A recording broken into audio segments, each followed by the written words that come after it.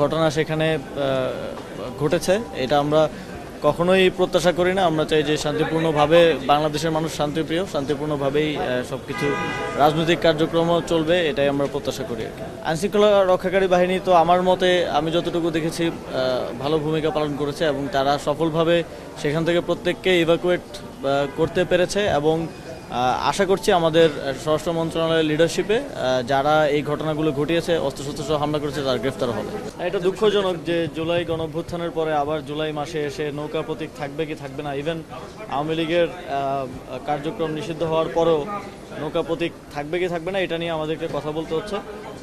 With all due respect, যেহেতু আমাদের election commission সাংবিধানিক প্রতিষ্ঠান এবং আমি সরকারের একটা অংশ হিসেবে না, আমি বাংলাদেশের একজন নাগরিক হিসেবে এবং জুলাইয়ে যারা জীবন দিয়েছে, যাদেরকে হত্যা করা হয়েছে, তাদের জায়গা থেকেও এটা অত্যন্ত অবিবেচনা প্রসূত আমি মনে করি।